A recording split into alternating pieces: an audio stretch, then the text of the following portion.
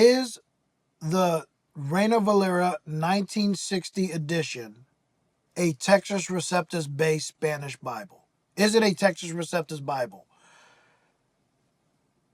To my American preaching friends, you've probably been told by Spanish speaking friends that you have confidence in.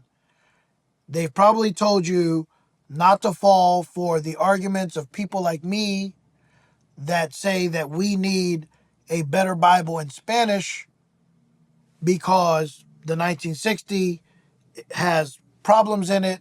They will tell you, no, they're lying. The Reina Valera Bible is a Textus Receptus based Bible. But here's the problem with what they're saying.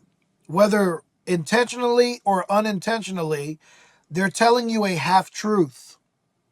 They're telling you a half-truth. Is the 1960 Reina Valera Spanish Bible a Textus Receptus Bible? Well, before I answer that question, let me give you this to think about.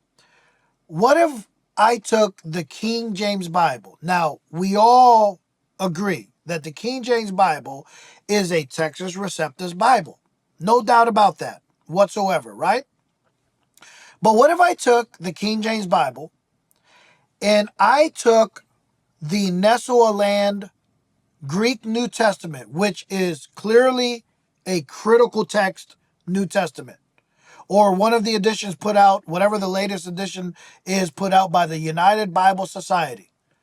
This would be a critical text edition of the Greek New Testament based on all of those Alexandrian manuscripts that we all agree, those of us that are KJV, TR proponents, we all agree that the Alexandrian manuscripts are corrupt and the critical texts based upon them are corrupt. And that's why we don't have anything to do with the NIV, RSV, ESV, and all these other ones that are based on the critical text, right?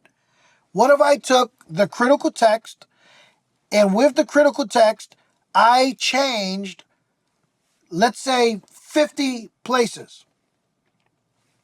50 places in the King James Bible.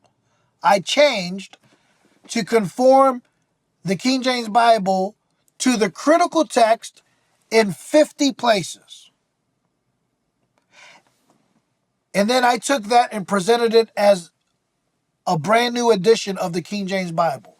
Would you accept it? Knowing that this new edition of the King James Bible has been changed in 50 places with the use of a critical text. It could be Nestle-Aland, it could be the UBS text. You probably, I guarantee you, you would reject it. Would you not? Why would you reject it? You know why you would reject it? You would say, that Bible, that edition of the Bible you're trying to promote to me has been corrupted. But what if I responded, no. The King James Bible was based upon the Textus Receptus. Am I right or am I wrong? I would be telling you a half-truth. Because yes, originally in 1611, the KJV was based upon the Textus Receptus. We all know this. But if I took the critical text and started changing places in this Textus Receptus-based Bible in 50 places, 50 is significant enough for you to say that Bible has been corrupted by the critical text. In fact, you probably wouldn't even accept it if I only changed it in 25 places. You probably wouldn't accept it if I only changed it in 10 places. As a matter of fact, you're probably so fanatical, you wouldn't even change it or accept it if I only changed it in one place, but that one place happened to be a place that I changed based on the critical text. You would not accept that Bible, right? But yet for some reason, when we tell you that the exact same thing is what happened in the Reina Valera Bible, people lose their minds. And they say, how dare you accuse our Textus Receptus-based Spanish Bible of being corrupt? Well, the reason why we accuse it of being corrupt is because it has been corrupted. The 1960 edition of the Reina Valera Bible is not the original Reina Valera Bible. The original Reina Valera Bible was put out in 1569 by Casiodoro de Reina, and then in 1602, revised by his colleague Cipriano de Valera.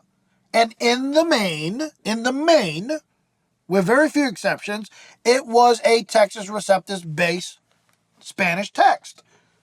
But what happened was, back in 1960, and in times prior to that, Bible societies came along, such as the American Bible Society, back when it was headed up by a critical text man named Dr. Eugene Nida.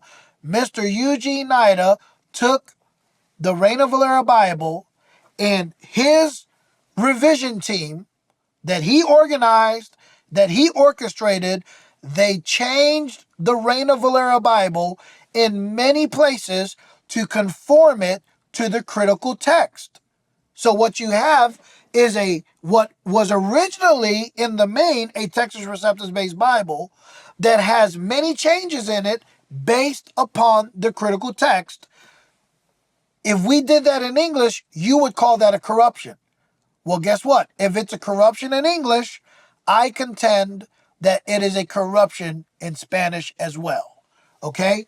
I want my Spanish Bible to be based upon the pure text, just like my King James Bible is. So that's why we defend and support the Reina Valera Gomez Bible, because that's an edition of the Spanish Bible that was made to conform to the received text and consequently became equivalent to the King James Bible because of its underlying textual basis. It was compared with the King James Bible to identify places that were corrupted by the critical text, and those places were changed to conform it to the pure received text.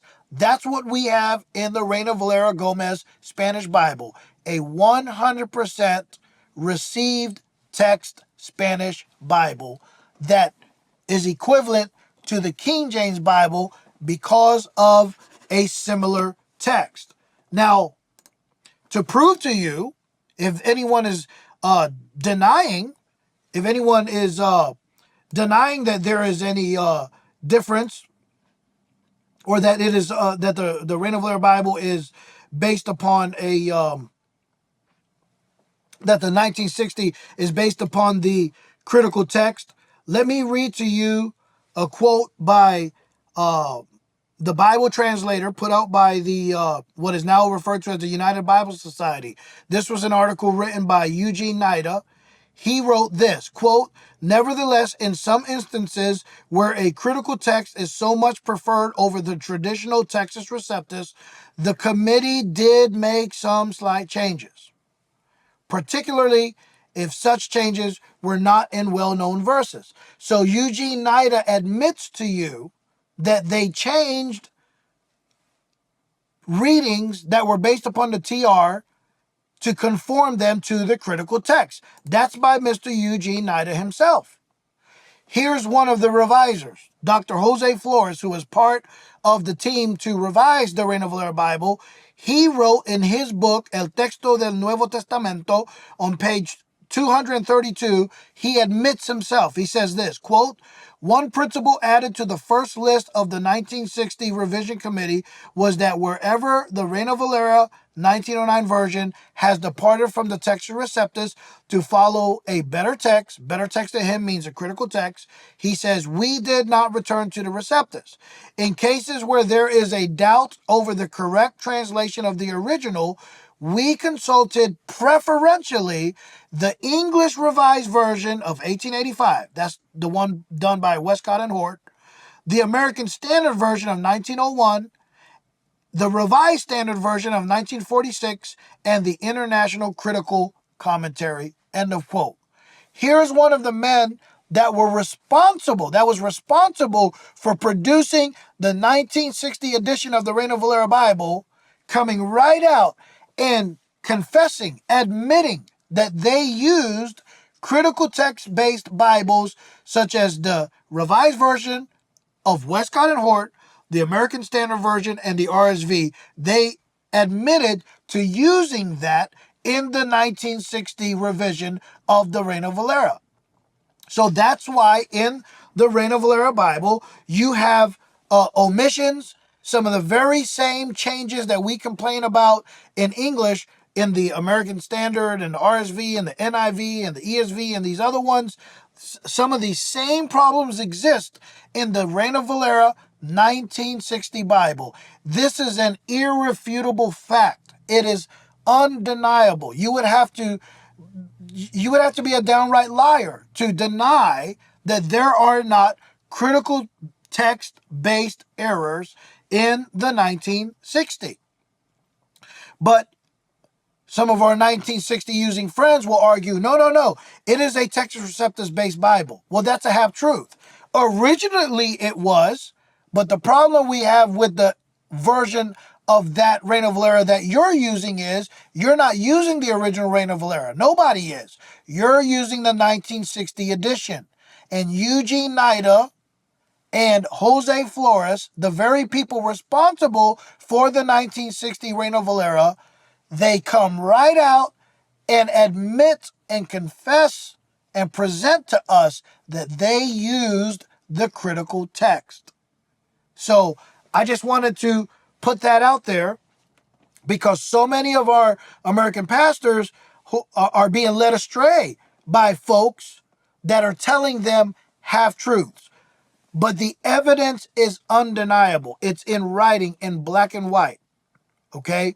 Jose Flores, Eugene Nida, the men responsible for the 1960, they make no bones about it. They use the critical text.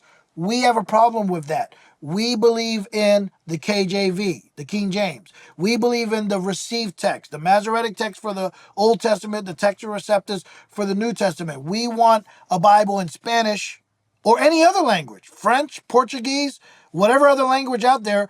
Every and any Bible ought to be 100% based upon the pure text, the received text, not the corrupted critical text.